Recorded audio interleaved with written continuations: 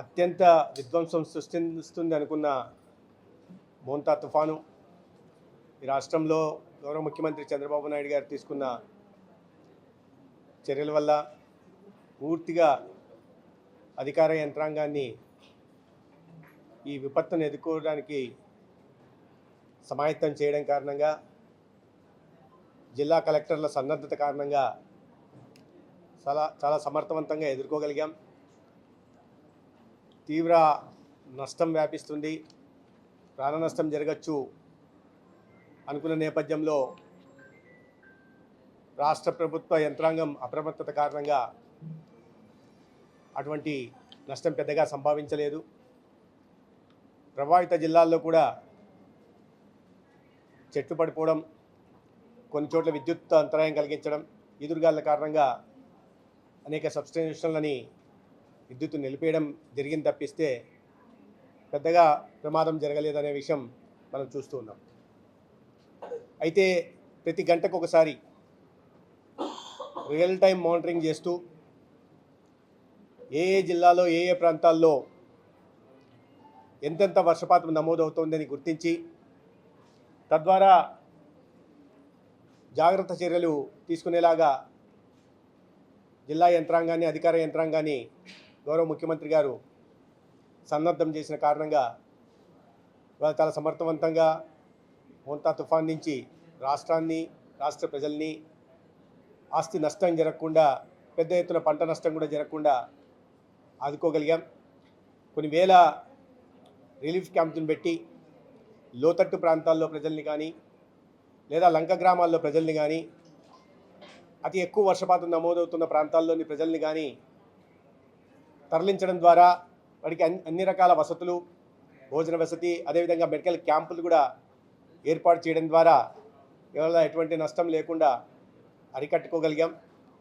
ఇవాళ రాష్ట్ర వ్యాప్తంగా పరిస్థితి అదైతే ఎన్టీఆర్ జిల్లాలో కూడా జిల్లా కలెక్టర్ పూర్తిగా కంట్రోల్ కమాండ్ సెంటర్లో కూర్చొని ఇవాళ అనేక టీములని జిల్లా వ్యాప్తంగా నియమించి ఎక్కడికక్కడ తీసుకుంటున్న జాగ్రత్తల కారణంగా ఎక్కడ కూడా నీరు నిలవకుండా, ఎక్కడైనా చెట్లు పడిపోతే దాదాపు ఒక 41 చోట్ల చెట్లు పడిపోయినట్టుగా, అదే పట్టణంలో కూడా 95 చోట్ల చెట్లు పడిపోతే నిమిషాల వ్యవధిలోనే వాటిని క్లియర్ చేయడం, అదేవిధంగా అన్ని కాలువలు కూడా డిసిల్టేషన్ దగ్గర నుంచి వాటర్ అంతరాయం కలగకుండా ఎక్కడ కూడా నిరంతరం పారుదల కావడం కారణంగా ఇవాళ ఎక్కడ కూడా పట్టణంలో వాటర్ స్టాగ్నేషన్ లేకుండా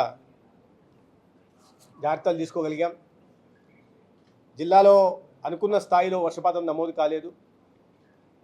సగటున 34.61 mm ఇవాళ ఎన్టీఆర్ జిల్లాలో నమోదైంది. అతి ఎక్కువగా 67.4 కంచికచర్లలో, అదేవిధంగా 66.6 నందిగామలో నమోదైంది. జిల్లా వ్యాప్తంగా 181 రిలీఫ్ సెంటర్లు పెడితే దాంట్లో పట్టణంలో 41 సెంటర్లు ఉన్నాయి. దాదాపు 20 సెంటర్లలో 707 మందిని ఇవాళ లోతట్టు ప్రాంతాలైన అజిత్ సింగ్ నగర్ కానీ లేదా ఈ కొండ ప్రాంతాల్లో ఉంటున్న వారిని ఈ రిలీఫ్ క్యాంప్స్లో చేర్చడం జరిగింది. వారికి అన్ని రకాల వసతి, భోజన వసతి, అదేవిధంగా వైద్య క్యాంపుల ద్వారా కూడా సహాయాన్ని అందించే ప్రయత్నం చేస్తున్నాం. అదేవిధంగా బుడమేరుని, మున్నేరుని కూడా ఇన్ఫ్లో తక్కువగానే ఉంది. ప్రకాశం బ్యారేజ్లు కూడా ఇన్ఫ్లో తగిన దీంట్లోనే ఉంది, ఎక్కువగా ప్రమాదం ఏమీ లేదు. ఈ రకంగా రాష్ట్ర వ్యాప్తంగా ప్రధానంగా ఎన్టీఆర్ జిల్లాలో కూడా ఈ తుఫాను ముప్పు నుంచి రాష్ట్రాన్ని కాపాడుకోగలిగాం.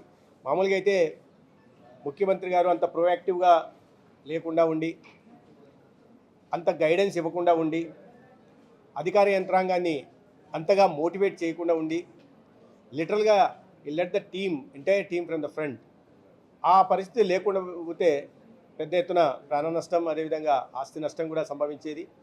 దాదాపు మోంతా గురించి ఈ అలర్ట్స్ వచ్చినప్పటి నుంచి కూడా జిల్లా యంత్రాంగాన్ని ఎదుర్కోవడం కోసం రాష్ట్ర యంత్రాంగాన్ని కూడా వారు సమాయత్తం చేసిన విధానం చాలా అద్భుతం. దాని కారణంగానే ఇవాళ మోంతాని అత్యంత సమర్థవంతంగా మనం ఎదుర్కోగలిగాం. అదేవిధంగా ఆరోగ్యపరంగా కూడా ఈ ప్రభావిత జిల్లాల్లో అన్ని చోట్ల కూడా సిబ్బందిని పూర్తిగా 100% సిబ్బందిని కింద స్థాయి ఆయుష్మాన్ ఆరోగ్య మందిర్ల నుంచి పిఎస్సీల దగ్గర నుంచి సిఎస్సీల దాకా టెర్షరీ హాస్పిటల్ దాకా పూర్తి స్థాయి వైద్యుల్ని వారి వారి స్థానాల్లో ఉంచడం జరిగింది.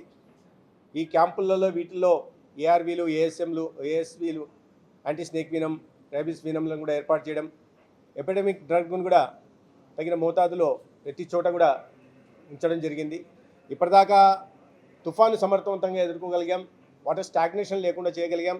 అయినప్పటికీ కూడా ఇటువంటి తుఫాన్లు వచ్చినప్పుడు సహజంగానే ఈ వెక్టర్ బోన్, వాటర్ బోన్ అంటువ్యాధులు ప్రబలే అవకాశం ఉంటుంది. కాబట్టి వాటిని కూడా ఎక్కడికక్కడ జాగ్రత్తలు తీసుకుంటూ వాళ్ళ లైన్ డిపార్ట్మెంట్తో కూడా సమన్వయం చేసుకుంటూ ఈ ప్రజల ఆరోగ్య సంరక్షణ బాధ్యతని ప్రభుత్వం తీసుకుంది.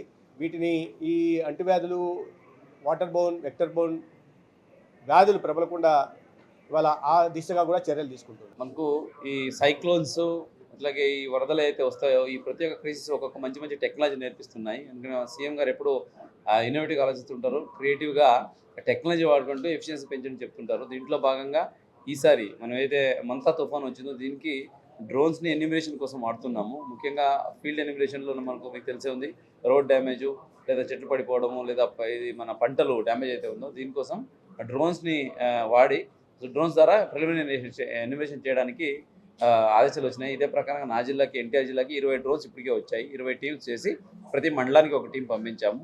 సో వాళ్ళు మండలాల్లో ఆ డ్రోన్ ఎగరేసి ఫస్ట్ ఇనిషియల్గా అంచనా వేస్తారు. అలాగే వాటర్ స్టాగ్నేషన్ ఎక్కడ ఉంది, ఈ క్యాస్కేడింగ్ ఆఫ్ ట్యాంక్స్లో ఎక్కడైనా బ్రీచింగ్ ఇచ్చిన అటువంటి ఏమైనా ఉన్నాయా, ఇవన్నీ కూడా దాంట్లో వెరిఫికేషన్ చేసుకుంటూ ఎప్పటికప్పుడు రియల్ టైం ఇన్ఫర్మేషన్ ఇస్తూ ఉంటారు. దీని ద్వారా ఏంటంటే ఒకటి అక్యురసీ పెరుగుతుంది, ఇన్ఫర్మేషన్ టైమ్లీగా వస్తుంది. మనం డిసిషన్ తీసుకొని యాక్షన్ తీసుకోవడానికి ఆ టైం అయితే ఉంటుందో ఆ రెస్పాన్స్ టైము షార్టెస్ట్ పాసిబుల్గా ఉంటుంది. కాబట్టి మనం లైఫ్ సేవ్ చేసుకోవచ్చు, అలాగే ప్రాపర్టీ లాస్ ఆపుకోవచ్చు, అలాగే అగ్రికల్చర్ లాసెస్ కూడా మనం మినిమం చేసేవచ్చు. ఇది ఒక మంచి పరిణామం. ఇది మన జిల్లాలో ఇప్పుడు ఆల్రెడీ 20 డ్రోన్స్ వచ్చి ఫీల్డ్కి పంపించాము. ఈరోజు ప్రిలిమినరీ ఎస్టిమేషన్ బై ఈవినింగ్ కల్లా వచ్చేస్తుంది. ఇలాగ ప్రతి ఒక్క క్రైసిస్లో కొత్త టెక్నాలజీ అడాప్ట్ చేసుకొని ఈ మనం ఎస్ఓపిలా రెడీ చేసుకుని నెక్స్ట్ టైం ఏదైనా ఇటువంటి క్రైసిస్ వస్తే మనకు ఆల్రెడీ సెట్ ఎగ్జాంపుల్స్ అలా సెట్ ఎస్ఓపి రెడీగా ఉంటాయి. మనం ప్లగ్ ఇన్ ప్లే మోడ్గా చేసుకొని ముందుకు వెళ్తే ఎఫిషియన్సీ పెరుగుతుంది, ఎక్కడ కూడా ఇబ్బంది ఉండదు, పబ్లిక్కి లీస్ట్ ఇన్కన్వీనియన్స్తో మనం క్రైసిస్ని మేనేజ్ చేయవచ్చు. ఇది ఒక మంచి లెర్నింగ్ జరుగుతూ ఉంది. సో ఇది మన జిల్లాలో ఆల్రెడీ పైలట్ కూడా జరుగుతూ ఉంది. సో దీనికోసము వచ్చిన డ్రోన్స్ టీమ్ కూడా ఫీల్డ్లో ఉన్నారు, అధికారులు కూడా మమేకమై దీంట్లో ఇన్వాల్వ్ అవుతున్నారు. ఇటువంటి మంచి కాన్సెప్ట్ని అలాగే మంచి ఇన్నోవేషన్ని మనకు ఎప్పటికప్పుడు ట్రైనింగ్ ఇస్తూ మమ్మల్ని మోటివేట్ చేస్తూ గైడ్ చేస్తున్న ముఖ్యమంత్రి వారికి ధన్యవాదాలు తెలియజేసుకుంటూ ఎన్టీఆర్ జిల్లాలో ఈ పైలట్ గురించి మీరు కూడా కవర్ చేసి ప్రజలకు తెలియజేయాలి. ఎందుకంటే technology is a life saver, time saver, resource saver, at the same time ఇదే గేమ్ చేంజర్. సో ఇటువంటి మంచి ఆలోచనని ప్రజలు కూడా మీ ద్వారా తెలియజేయాలని కోరుకుంటున్నాను. తెలుగులో న్యూస్ కి ఫాస్టెస్ట్ యాప్ ఇప్పుడు టోటలీ న్యూ అవతార్లో జస్ట్ 5 seconds లో కంప్లీట్ న్యూస్. సోషల్ మీడియాలో ట్రెండ్స్ కి one stop solution. Live TV app voice search option తో ఇప్పుడే డౌన్లోడ్ చేయండి లేదా అప్డేట్ అయిపోండి. యాప్ లింక్ డిస్క్రిప్షన్ లో ఉంది.